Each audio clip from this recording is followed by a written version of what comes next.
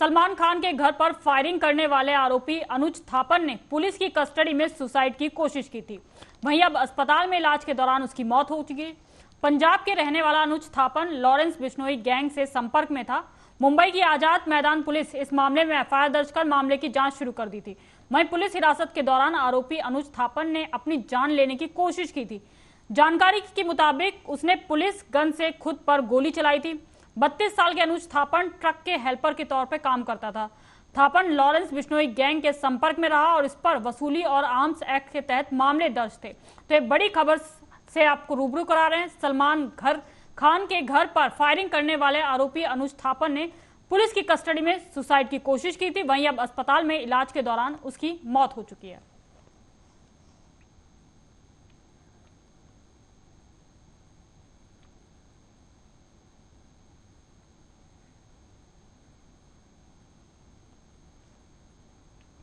Covishield vaccine की सुरक्षा पहलुओं पर विवाद अब सुप्रीम कोर्ट तक पहुंच गया है। बुधवार को जोखिम कारणों का अध्ययन करने वाले एक विशेषज्ञ चिकित्सा पैनल के गठन की मांग वाली याचिका में डाली गई है। साथ ही जनता से स्वास्थ्य सुरक्षा के हित में निर्देश जारी करने की मांग भी की गई है। जानकारी के मुताबिक वकील विशाल तिवारी की ओर से दायर याचिका में कहा गया है कि भारत में कोविशील्ड की 175 करोड़ से अधिक खुराकें दी जा चुकी हैं। कोविड-19 के बाद दिल का दौरा पड़ने और अचानक बेहोश होने से होने वाली मौतों के मामले में बढ़ोतरी हुई है। युवाओं में भी दिल का दौरा पड़ने से कई मामले सामने आए हैं। अब कोविशील्ड के डेवलपर की ओर से यूके की अदालत में दायर किए गए दस्तावेज के बाद हम कोविशील्ड वैक्सीन के जोखिम और खतरनाक परिणामों पर सोचने के लिए मजबूर हैं, जो बड़ी संख्या में नागरिकों को दी गई है। अदालत में डाली गई अर्जी में यह भी कहा गया है कि सुप्रीम कोर्ट के रिटायर्ड जज की नेतृत्व में एक समिति गठित की जाए और कोविशील्ड के दुष्प्रभावों की जांच की जाए।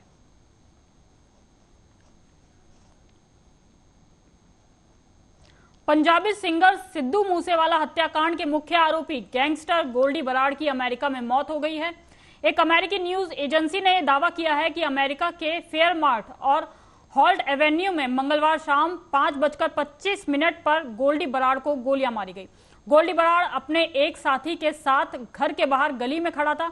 इसी दौरान कुछ बदमाश आए और गोलियां मारकर भाग गए।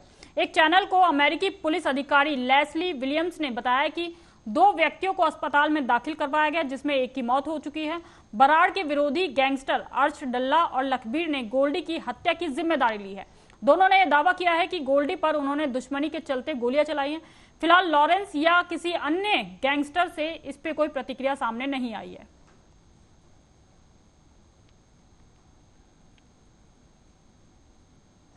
पटना में जन सुराज पदयात्रा के सूत्रधार प्रशांत किशोर ने कहा कि बिहार में विकास का आलम यह है कि दलित के बाद सबसे गरीबी और फटिहाली मुसलमानों की है। 17 महीने से हम पैदल चल रहे हैं। किसी भी मुसलमानों के गांव में हमने ये महसूस किया कि मुसलमानों के जो छोटे गांव हैं वो भी ठीक हैं। मुसलमानों के पास जो 3000 से ज्यादा की आबादी वाले गांव हैं उनकी हालत सबसे ज्यादा खराब है। हमने सब जानने की कोशिश की, सर्वे से पता कराया तो पता चला कि 3000 से ज्यादा मुसलमान वाले गांवों को चिन्हित कर लिया गया है। जब कोई बीजेपी या जेडीयू का कोई नेता जीत कर आता है तो उन्हें पता होता है कि यही वो गांव है जहां 3000 से ज्यादा मुसलमान हैं, इस गांव में रहते हैं। और यही कारण है कि एमपी हो या सांसद हो उस इलाके में जाता ही नहीं है। वो सुनिश्चित करता है कि आपके गाँव, आपके घर, आपके बच्चों के लिए कुछ भी काम ना हो। जब उस इलाके में आरजेडी जीत कर आती है तो उन्हें पता होता है कि 4 से 5000 वाले गांव के मुसलमान जाएंगे कहां। ये तो पक्का है कि मजबूरी में वोट तो देंगे ही। यही कारण है कि वो बगल के गांव में काम करवाता है मगर मुसलमानों पर ध्यान नहीं देता।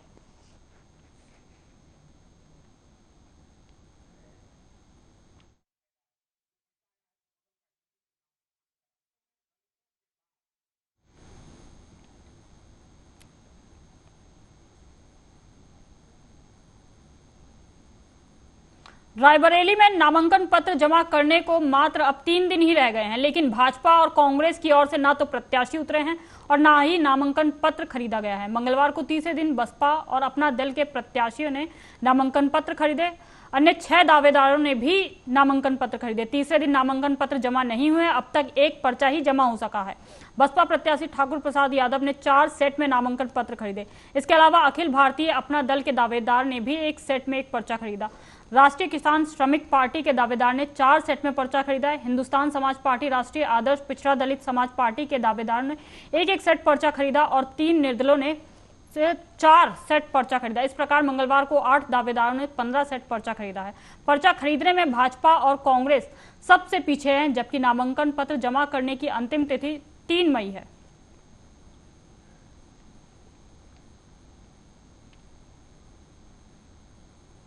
राजधानी भोपाल में आईपीएल क्रिकेट पर सट्टा खिलाया जा रहा है। मैच पर लोग लाखों का दांव लगा रहे हैं। पुलिस ने देर रात आईपीएल सट्टा खिलाने वालों पर कार्रवाई की है।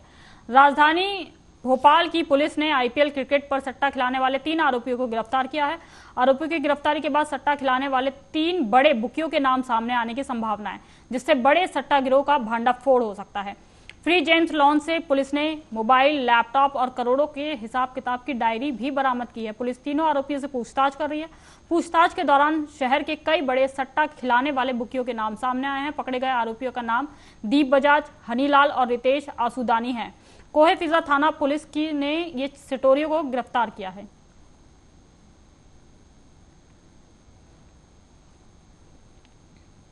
कांग्रेस उम्मीदवार कुमारी शैलजा का बुधवार को नामांकन पत्र दाखिल कराने के लिए प्रदेश कांग्रेस के दिग्गज नेता सिरसा पहुंचे। खास ये बात ये रही कि इनमें एक भी हुड्डा गुट के नेता शामिल नहीं थे। कुमारी शैलजा का नामांकन पत्र वरिष्ठ कांग्रेसी नेता चौधरी वीरेंद्र सिंह, पूर्व मंत्री किरण चौधरी, रणदीप सुरजेवाला, श्रुति चौधरी और चंद्र मोहन बिश्नोई ने दाखिल करवाया। इस दौरान लघु सचिवालय में कांग्रेसी कार्यकर्ताओं ने हंगामा भी किया। कांग्रेसी नेता कुमारी शैलजा के साथ लघु सचिवालय में जाना चाहते थे, लेकिन सुरक्षा के दृष्टिकोण से पुलिस ने उन्हें आगे जाने नहीं दिया, जिसको लेकर कांग्रेसी कार्यकर्ताओं ने हंगामा शुरू कर दिया। नामांकन पत्र दाखिल करने के दौरान एक खास बात यह भी रही कि किरण चौधरी और वीरेंद्र सिंह 10 मिनट तक अलग अलग बातचीत करते रहे। सभी का ध्यान इस ओर गया तो वही नामांकन पत्र दाखिल करने के बाद कुमारी शैलजा ने कहा कि उन्हें विश्वास है सिरसा लोकसभा सीट के वासी कांग्रेस पार्टी और मुझ पर विश्वास करेंगे। मेरा नाता सिरसा वासियों से बरसों का पुराना है। लोकसभा क्षेत्र के सभी 9 हलकों का दौरा एक बार किया जा चुका है। इस दौरान लोगों में कांग्रेस को लेकर उत्साह और बीजेपी के प्रति घोर नाराजगी देखने को मिली है। कुमारी शैलजा ने यह भी कहा कि बीजेपी सरकार जनता में अपना विश्वास खो चुकी है।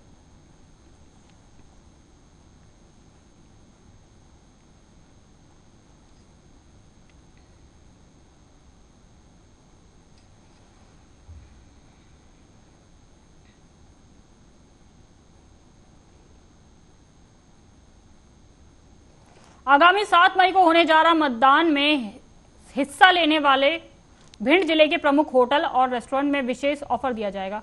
खाने में मिलने वाले रियायत भिंड कलेक्टर संजीव श्रीवास्तव की आग्रह पर दी जाएगी।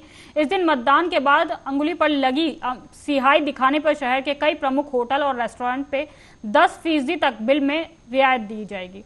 लोकसभा निर्वाचन के दौरान मतदान में हिस्सेदारी बढ़ाने को लेकर ये पहल की गई है। लोकतंत्र के पर्व में बढ़ चढ़कर भाग लेने पर मतदाताओं को जिले के किंग इंपीरियल रेस्टोरेंट, दावत रेस्टोरेंट, एमडी लॉन्ज, खाना कंपनी रेस्टोरेंट, विरासत रेस्टोरेंट द्वारा मतदान 7 मई से 9 मई तक मतदान तक ये रियायत दी जाएगी। मतदाता उंगली पर लगी सियाई को दिखाकर 10% तक भुगतान में छूट ले सकते हैं।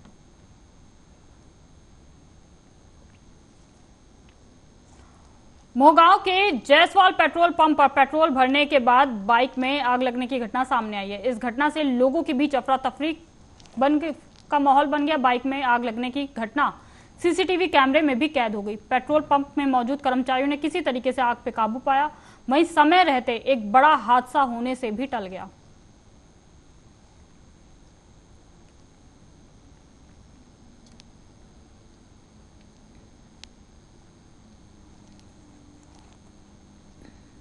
खबर मध्य प्रदेश के दतिया से, जहां पुलिस अधीक्षक वीरेंद्र मिश्रा, जिला पंचायत सीईओ कमलेश भार्गव, अतिरिक्त पुलिस अधीक्षक सुनील सेभरे, एसडीओपी दतिया प्रियंका मिश्रा सहित कोतवाली सिविल लाइन सहित चिरुला धीमपुरा के थाना प्रभारी और पुलिस स्टाफ की मौजूदगी में शहर भर में एक फ्लैग मार्च निकाला गया। ये फ्लैग मार्च आगामी 7 मई को होने जा रहे लोकसभा चुनाव में स्वतंत्र, निष्पक्ष और शांतिपूर्वक मतदान का लोगों में विश्वास जगाने के लिए निकाला गया। इसमें सभी प्रशासनिक और पुलिस अफसर मौजूद थे।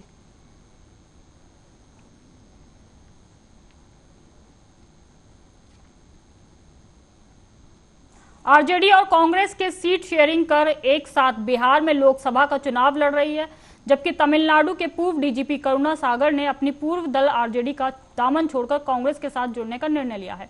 इस दौरान उन्होंने कहा कि मेरे पिता गांधीवादी थे और सरकारी नौकरी में थे। उनके विचारों की छाप मेरे ऊपर हमेशा से रही है। मैंने पुलिस की नौकरी भी उस पेरियार की धरती पर की जहां सामाजिक न्याय पूरे सरकारी तंत्र में गुथा हुआ है। आज कांग्रेस पार्टी के साथ जुड़ने पर मुझे बेहद खुशी हो रही है और मैं पार्टी के शीर्ष नेतृत्व का धन्यवाद देता हूं। दोस्तों, मेरे पिताजी सरकारी सर्विस में थे, लेकिन गांधीवादी थे और पूरी जिंदगी उन्होंने खादी पहना। तो उनके विचारों की एक बहुत छाप मेरी जिंदगी में रही है।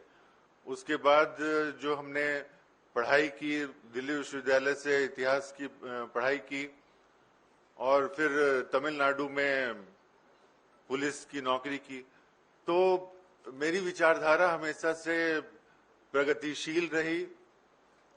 प्रगतिशील विचारधारा का पठन पाठन रहा और नौकरी भी वो पेरियार की भूमि में की, जहां पर सामाजिक न्याय सरकारी सिस्टम में गुथा हुआ है और पूरी राजनीति को चलाता है।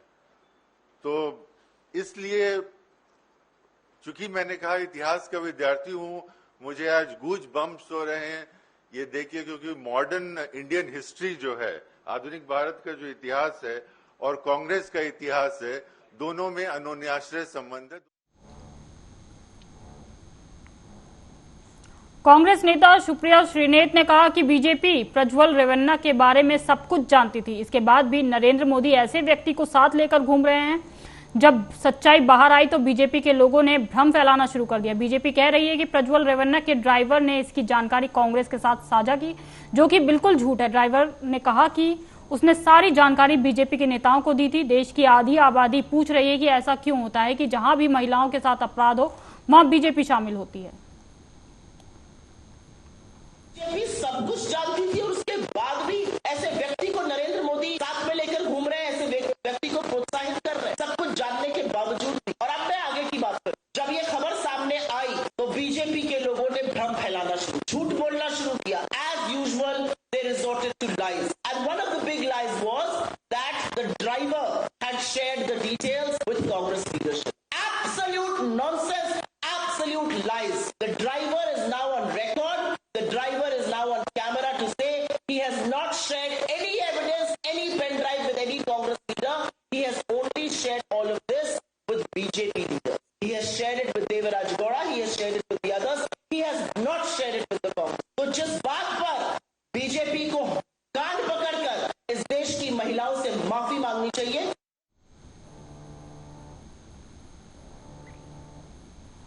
नेता प्रतिपक्ष तेजस्वी यादव ने बयान दिया है और कहा है कि पीएम मोदी को जानकारी का अभाव है। अभी कर्पूरी ठाकुर को भारत रत्न दिया, लेकिन अभी उनके ही विचारों का विरोध कर रहे हैं। आगे उन्होंने क्या कुछ कहा, सुनिए आप। प्रधानमंत्री को जानकारी का अभाव है। अभी कर्पूरी ठाकुर जी को उन्होंने भारत रत्न दिया, लेकिन उन्हीं के विचारों को वो विरोध कर रहे हैं। जब पहली बार कर्पूरी ठाकुर जी मुख्यमंत्री बने थे तो जितने भी सामाजिक तौर पे पिछड़ी जातियां थी, चाहे किसी भी धर्म के हों, सबको पहली बार आरक्षण मिला था। इसमें तो जनता दल यूनाइटेड के नेताओं से पूछो ना कि वो इस पे क्या कहते हैं। कर्पूरी जी के निर्णय को गलत ठहराना क्या उचित है क्या? तो पहली बार उसी टाइम मिला था। चाहे किसी भी धर्म में जो सामाजिक तौर पे जो पिछड़ी जातियां थी, और मंडल कमीशन में भी 84 से 85 ऐसी पिछड़ी जातियां जो है उनको जो है मिला था, सिफारिश हुई थी। विजेंद्र यादव कह रहे हैं कि जमानत पे आप लोग घूम रहे हैं। विजेंद्र यादव पासवान कह रहे हैं जमानत।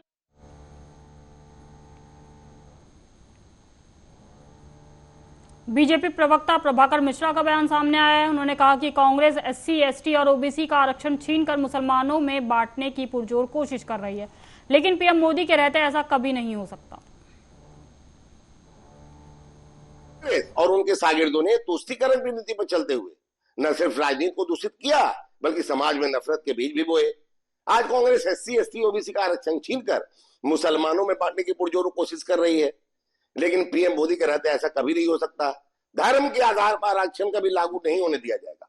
कांग्रेस का बस चलता तो अब तक एससी, एसटी, ओबीसी को मिलने वाला सारा आरक्षण मुसलमानों को दे देती, लेकिन देश की जनता कांग्रेस की गलत मंशा को जानती है, इसलिए कांग्रेस को सत्ता से कोसों दूर भेज दिया है। SC ST OBC का आरक्षण कोई छू भी नहीं सकता। कर्नाटक में कांग्रेस की सिद्धारमैया सरकार ने जिस तरह से लिंगायतों और कालीगांवों के 2% आरक्षण छीनकर 4% आरक्षण मुसलमानों को देने का जो दुष्चक्र रचा है वह और होने नहीं दिया जाए। पिछले दिनों भटिंडा जिले में एक चुनाव रैली को संबोधित करते हुए पंजाब कांग्रेस के प्रधान अमरिंदर सिंह राजा वड़िंग की पत्नी अमृता वड़िंग के द्वारा सिख गुरुओं को लेकर दिए गए विवादित बयान के बाद अब यह मामला लगातार गर्माता जा रहा है। पिछले दिनों अमृता वड़िंग द्वारा सोशल मीडिया पर पोस्ट डालकर अपने इस गलती के लिए माफी मांगी गई थी, परंतु आज दल खालसा द्वारा अमृता वड़िंग की माफी को नामंजूर करते हुए पुलिस को शिकायत दी गई है। दल खालसा के बाबा हरदीप सिंह महाराज ने कहा कि जब भी चुनाव आता है तो उसी समय सिख गुरुओं के नाम पर राजनीति चमकाने की कोशिश की जाती है। पिछले दिनों जो विवादित बयान अमृता वड़िंग द्वारा दिया गया है वह न बर्दाश्त के योग्य है। जिस ढंग से अमृता वड़िंग द्वारा माफी मांगी गई है उसको भी नामंजूर करते हैं। सिख जगत में अगर किसी से गलती हो जाती है तो वह तख्त श्री अकाल तख्त साहिब जाकर भूल बख्शते हैं और पंच प्यारे द्वारा उनको सजा सुनाई जाती है। अमृता वड़िंग द्वारा जिस ढंग से माफी मांगी गई है उसको सिख बिल्कुल बर्दाश्त नहीं करेगा। उन्होंने कहा कि आज अमृता वड़िंग के खिलाफ कानूनी कार्रवाई करवाने के लिए SSP भटिंडा को शिकायत देने के लिए पहुंचे हैं, लेकिन SSP भटिंडा मौके पर न होने के कारण उनके द्वारा SPD को अमृता वड़िंग के खिलाफ शिकायत दी गई है और कानूनी कार्रवाई की मांग की गई है।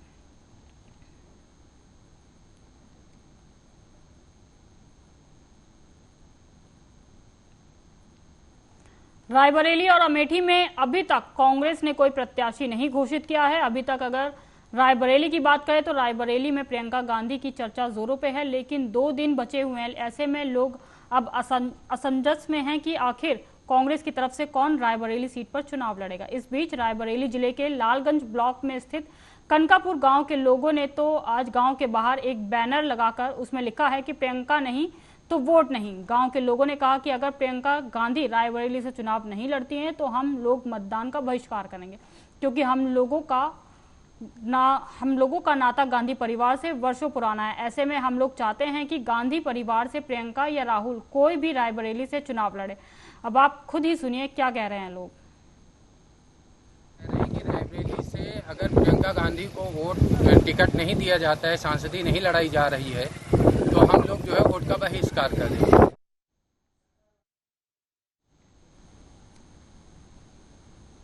बहरहाल अभी के इस बुलेटिन में बस इतना ही। देश दुनिया की तमाम खबरों के लिए आप देखते रहें आर्या न्यूज।